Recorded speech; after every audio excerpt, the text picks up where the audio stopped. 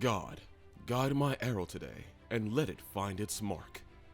This was a small prayer meant for an elk, but little did they know that the arrow would find a very different mark and more than likely save their lives. This is the story of Ron Lemming Jr. and his dad, who survived a harrowing bow hunt for elk. Instead of a trophy bull, the duo encountered a huge grizzly bear. The two went bow hunting for elk outside Cody, Wyoming. They rode horses 15 miles into the wilderness to set up camp. After 4 days and 2 missed bulls, the plan was to ride 2 miles on horseback and then hike a bit more. So, Ron Lemming set up on a hillside above his dad, about 30 or 40 yards away, started calling, and a good-sized bull showed up. It didn't give his dad a shot though. While Ron was watching and calling, he thought he heard something behind him. But on turning, there was nothing there, just the forest swaying in the breeze. Must have been his imagination, he figured. Turning back to his dad, he saw the elk they were after take off down the mountain. They couldn't figure out why. The wind was right, and they shouldn't have seen them, of course. However, little did they know that something was up and cooking. Ron then heard it, a noise that was definitely real, and this time, not his imagination. This time's turning had him surprised. He saw a grizzly looking right at him, not far, just 15 feet away. Now, out there in the west, running into bears is pretty common, but usually not a big deal.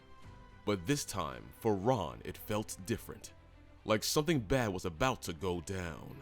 He stood up, waved his arms, and yelled at the bear, but all it did was flatten its ears and charge. It closed the gap between them in a blink. His mind raced. Adrenaline levels rose while trying to come up with an escape plan.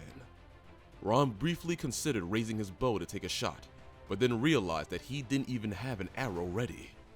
With the bear almost on top of him, he went with the most basic response to danger. He bolted, sprinting straight downhill towards his dad. While sprinting, and the massive grizzly right on his tail, he noticed a yellow blur zoom past his leg. 2 steps later, he was on the ground. Whether he fell or the bear knocked him down, Ron couldn't tell, but suddenly he was wrestling with the beast. A voice screamed in his head. "Keep it off your head! Don't let it get a hold of your neck!" Struggling to protect his throat, he felt the grizzly clamp down on his forearm. The force was incredible, like his arm was being crushed. It wasn't the pain you'd expect. The teeth didn't hurt, but the pressure was unforgettable. Fighting to free himself, images of dark brown fur, glimpses of blue sky through treetops, and flashes of scarlet blood raced past his eyes like a fast-forward slideshow. Blood sprayed like water from a hose, and he couldn't tell if it was his or the bear's. Somehow, a moment later, Ron was on his feet.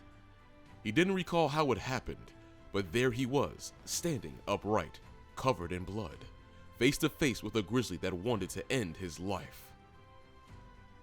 Staring into the bloodied grizzly's eyes, Ron turned and sprinted towards 2 trees forming a fork about 10 feet away. Jumping as high into the forked trunks as possible, he attempted a vertical escape, but the nightmare was far from over. The grizzly wasn't ready to let me go. From behind, it grabbed him, pinning him to the tree, trying to pull him down. Ron clung desperately, hoping to avoid another attack. Then he heard it, his dad. He was shouting at the bear, hitting it across the back and shoulders with his bow. For the first time, the physical and mental pressure eased, and Ron dared to think he might survive this. But the relief was short-lived, as he realized the grizzly had turned its attention to his dad. Covered in blood, the bear glared at him, taking a couple of steps in his direction. "Kill it! Kill it! Kill it!" Ron screamed. Suddenly, just as quickly as the grizzly released him and focused on his dad, it changed course again, heading downhill, leaving them as if nothing had happened. "I shot him, and I think he's dying," said his dad as we watched the bear lumber down the forested hillside. Surprisingly, the yellow streak Ron's leg as he ran from the bear turned out to be his dad's arrow, and it had hit its mark. The grizzly took its last stumbling steps about 80 yards before collapsing dead. Watching the bear drop, Ron went into shock. Blurred vision, nausea, and a cold feeling overwhelmed him. So, his dad built a fire, checking his injuries, and watched over him as he lay by it, trying to assess the damage. After about 45 minutes, Ron began to feel better. The dad hiked back to the horses and brought them to the site, but due to his son's injuries, the bear had torn my right arm to the bone below the elbow, and his left hand was bitten completely through, exposing the main nerve. Ron couldn't mount the horse, so they walked them more than 2 miles back to camp.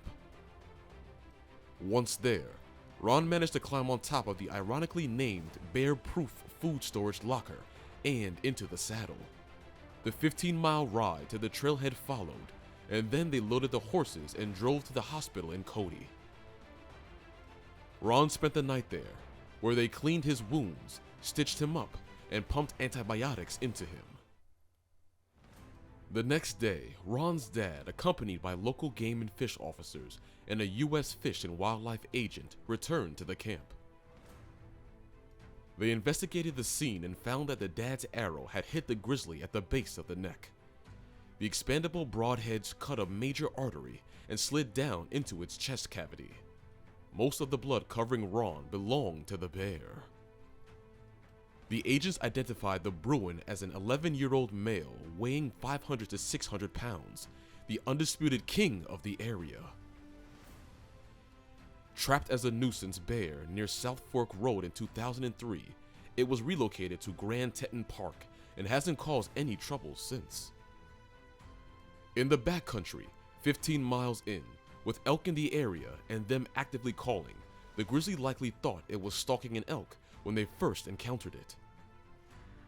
More than the attack itself, what stays with Ron most is his dad and the split-second decision he made.